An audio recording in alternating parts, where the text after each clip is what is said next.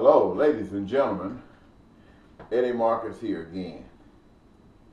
When I was a kid, I thought that people, even though they didn't seem to care about one another, that one day they would, and that everything would change. Well, as I grew up, that didn't happen. As I became a young man, that didn't happen. And now that I'm an older man, it seems like it's less like to happen than any time before. And it's amazing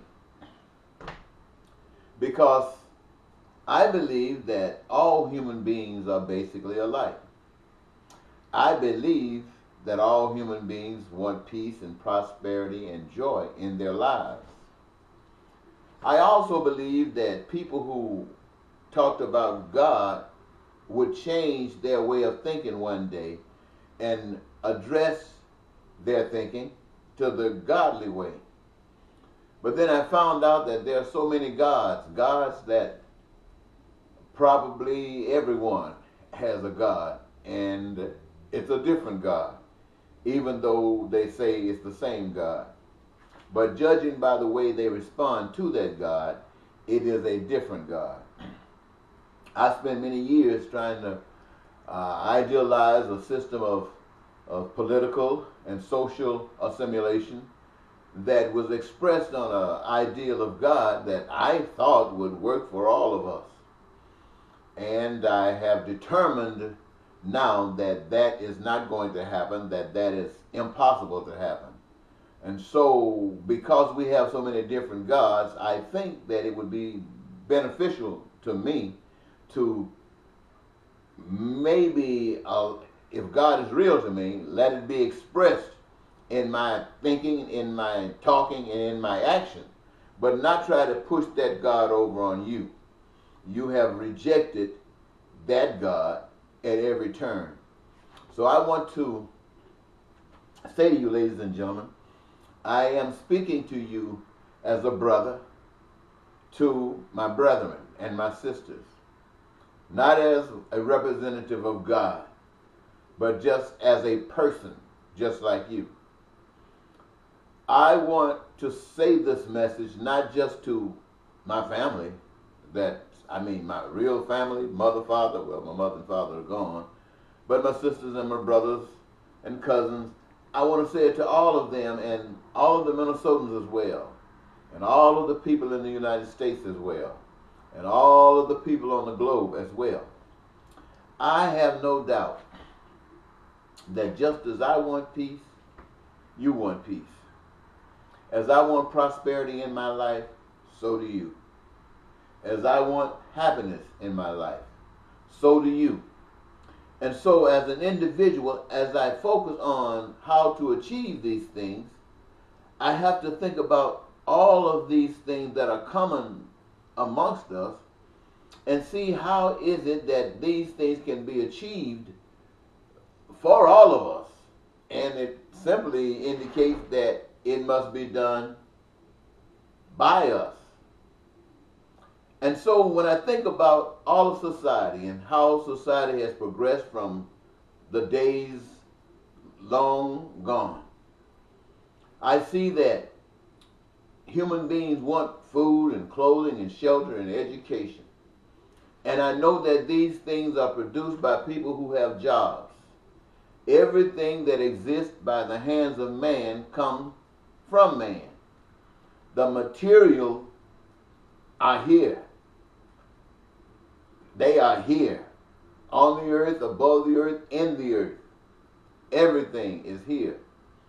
And the talents and gifts to recognize it and extract it to meet our needs comes from human beings. Human beings. Now there are those of us who are not employed for one reason or another. So my way of thinking is that we should end this unemployment and set up our system in such a way that everybody who is able to work should be guaranteed a career of their own choosing. Something that they like doing, something that they can give their time and commit themselves to and enjoy doing it. It also seems to me that if these people would commit themselves to engaging in a system of employment that benefits us all, then we should make sure that they are qualified to do the best they can and to be the best they can, which might require additional education. And to benefit with the best, we just make sure that education is unlimited and unrestricted to them. Nothing prevents the education except they don't need it. That seems a wonderful way to qualify people to work, not just here in Minnesota and the United States, but in Mexico and Russia and all over the globe where people live. And it is apparent that sometimes people get sick. And we do have people who are medical professions. I mean, you know the gamut. And they are there to treat, to prevent, to cure, and to serve us in their capacity. And so I'm thinking that anybody who's sick want to get treated, want to go to the doctor, and I think that any restrictions that would limit them having that access should be removed. Now that's just my way of thinking. As an individual, as a human being, that's just my way of thinking. And so, ladies and gentlemen, I'm thinking that all of the things that we as human beings need are made by we human beings. And engaging all of the other people who have not been working, now in working, helping create more and more of the goods and services that goes into this reservoir, makes everybody participating in all that human beings need. Human beings creating what human beings want, need, and desire. All of it.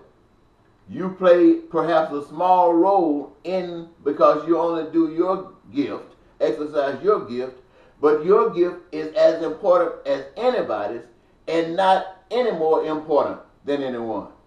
And we all need your gift. Your gift, we can't afford to do without your gift. So by you contributing in this process, all humankind becomes partners in all the things that are made. And what you own, you don't buy. You don't need loans. You don't need to go into debt. You don't need credit. You don't need taxation and fees and banks and Federal Reserves. You don't need any of that. Now, there are people who have the ideas, what we now call them bosses. They come up with certain ideas. Now, these are the people who have these ideas. They are the people who run the particular industries to make sure that it is producing what society says it needs. It makes sure that the work gets done by making sure that all of the requirements and happiness that people need to enjoy their jobs, they make sure that that is done. That's their job. Their job is no more important than the man who's cleaning the toilet. But it's as important as the man cleaning the toilet. And the man cleaning the toilet, his job is as important as the guy who supposedly is running the company. He's just overseeing the company. The people are actually running the company. The workers are actually running the company. The workers are the ones that are producing. But the management are essential in the process. And so what I see in that, ladies and gentlemen, is that the need for lying and cheating and stealing and killing and hating and bigotry and terrorism and war and guns, all of these things are useless in my vision. And I'm sharing this with you because I know if you could only care about one another, you would see it too. And this is the main requirement, one of the main requirements to make this vision real, is that you care about people. You don't have anything to argue with anybody about. You don't have to try to outdo anybody. You're not competing with anyone. If you're competing with anyone, it's yourself competing to be the best that you can be. Not to be better than someone else, but to be the best that you can be. Because when you are the best that you can be, you receive the joy from that. No one else receives that joy from that like you do. People receive the joy once you have produced and created and given of yourself. They receive the joy from doing what they do. But now that all of this is coming back to them, food, clothing, shelter, education, health care, vacations, places to go, whether it's family reunions, class reunions, community reunions, to travel all over the world and see this great big world anytime you want, vacations that last not just 2 or 3 days or a couple of weeks, maybe months, depending upon how many people are engaged in the process of creating, and how long you can stay away from your particular job to enjoy some of the other things that's happening in life. Then we don't have whites against blacks and blacks against whites. We don't even need cops, people walking around with guns trying to beat up people. We don't need any of those things. Now, ladies and gentlemen, that is my idea about political and social progress. It is based upon this foundation that I asked the people of the Minnesota to write me in as the next senator of Minnesota. And I make it no mystery, I would like to become the next president of the United States in 2020. So I could advocate what I've just shared with you for all over the nation and all over the world. That's what I want. I do not want the dog-eat-dog world. I do not want the hatred and the bigotry. I do not want dictators running my life, whether it's an individual or whether it's a group of people. I don't want that. And I'm thinking that most of you don't want it either. Now, this is my pitch to all of the people of Minnesota and the United States. And if those of you outside of the United States can hear it, it is my pitch to you as well. I'm actually saying that it is time we take back our rights to life. It is time we stop trusting in individuals to do something for us, because all of our lives we have trusted in that. And the only people that benefit from it are the few, and those who are being used by the few to do what they want done.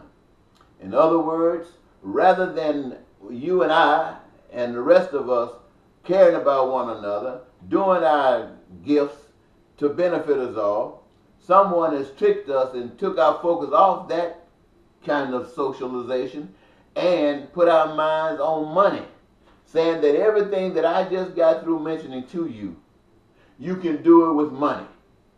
The problem is everybody can't do it, because that game is not designed for everybody. It's designed for some. Really, it's designed for the few.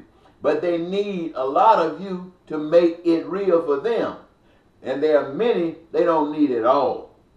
That's the game that's being played in life today.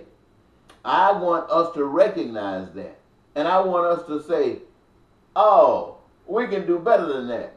You know, there are some guys, I heard somewhere a guy is playing some sport, and they gave him a $300 million contract for shoes, for putting his name on shoes.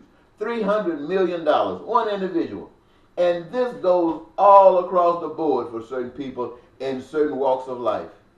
What does that do for you when your children are stealing? When your children hoping a ride starts so they can break in a building and snatch something off the wall to take home that they don't have? That can stop. What does that mean to you when you're living in a different country and you are going through an oppression and you're trying to escape and you get on a boat or get on a board or a log or an inner tube and try to travel across the ocean looking for some type of release. What does that do for you when your children are walking across the deserts bare feet, trying to find a place where they can rest, where they can possibly eat and have some food, possibly have some place to stay, some kind of life? What does this thing mean to you? And if it's not happening to you, what does it mean to you when you know that it's happening to millions and millions of other people everywhere? What does it happen to you when you recognize that this stuff can stop if you say it must stop and mean it? I'm asking you to reconsider your life. I'm asking you to consider the new promise that I'm speaking to you about today, and that you will consider writing me in for the positions that I've mentioned. I will not be on the ballot. I'm just an individual, just like you, who got a dream about life, who wants to live a better life, and wants to live that life with you, amongst you, so we can all laugh and smile and sing great songs together. I'm happy about that. The dream, I'm happy about that. And it's so beautiful till if that can't happen, then I'm in the wrong place. I got no business on this earth if I cannot live amongst people who can embrace a dream like this. I don't want to live amongst haters. I don't want to live amongst bigots. I don't want to live amongst racists. I don't want to live amongst people who think they're superior to others. I just don't want it. I don't want it. I don't want it. So I'm asking you, ladies and gentlemen, let's think about this thing we can do and make a new beginning. Thank you so very much. This is Eddie Marcus once again saying bye-bye.